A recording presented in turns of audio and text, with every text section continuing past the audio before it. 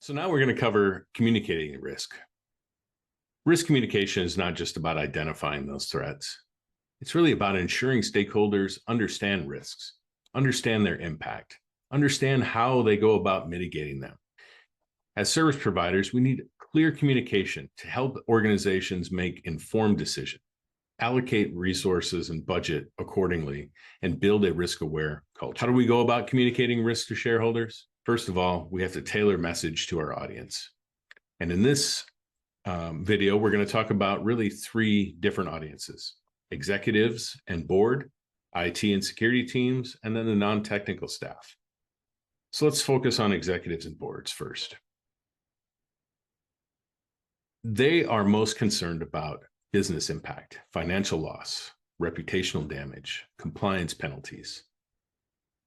We've got risk dashboards and concise strategic reports that we can deliver to them. To IT and security teams, we want to provide technical details with actionable steps. We want to give them as much data as we can to help them remediate those risks effectively. And we have our non-technical staff. And here we just want to simplify risk in real-world terms. We talk phishing attacks often, right, in the cyberspace, in the security space. But what is that? Well, a phishing attack could expose customer data. Putting it in those simple terms and providing training and knowledge transfer for those non-technical staff is going to be important. So what kind of communication methods can you use? Well, we can use high-level summaries for decision makers. We can use strategic updates for security and leadership teams.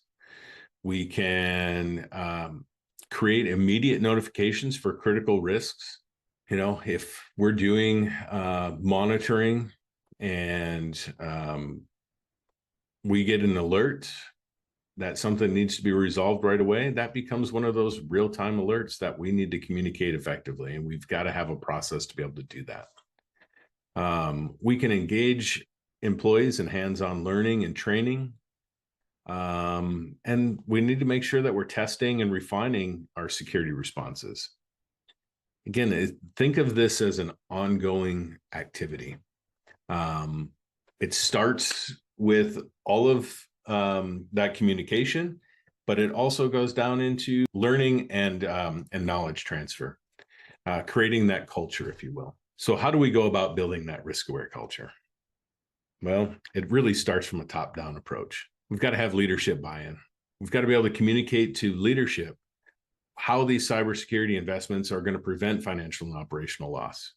We need to position security as a business enabler, not just an IT function. It is a business problem, and it should be handled as such. Another way to build upon that culture is to create an awareness and training program. Educate employees on phishing, on insider threats, compliance initiatives. Again, use real-world case studies and gamified simulations to reinforce this learning.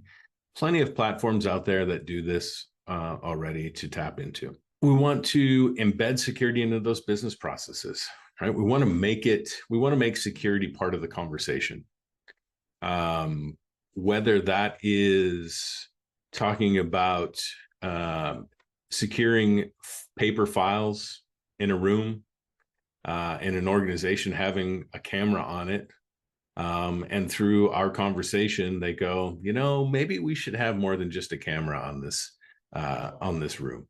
Maybe we should have some access control that we understand who's going in and out of that room versus just being able to look at a camera and who was already there when we find a file missing, as an example. So one of the biggest things that we do for the organizations we're working with is really reporting and escalating those risks, right? It is about formalizing this communication and conversation. So it is about continuous risk monitoring. It is about conducting those quarterly reviews. It's about having conversation of what happened, what we're looking at, what's coming down the pipe, updating risk assessments regularly to reflect those priorities and take into account the threat landscape, and then providing concise executive updates so that, again, we maintain that alignment with the business. And all along the way, we are really following a framework to communicate this risk: low, medium, high. Low risk is really, can be managed within our IT and security teams. Those medium risk items typically take a little bit more. They go outside of that into affecting different department heads for prioritization. And then we've got those high risk items that, should be raised to an executive or a board level. Clear recommendations and assignment of effort from them to mitigate. By translating technical risks into business impact, fostering a risk-aware culture, and maintaining continuous oversight, service providers can position security as a strategic driver, protecting businesses and strengthening trust with leadership. I'll say this: much of what we do is technical risk. And it's our job to communicate that technical risk into real-world business conversation. That's our role as service providers. That's where our value comes from. So understanding the business, understanding the technical, and being that conduit between the two is going to be important.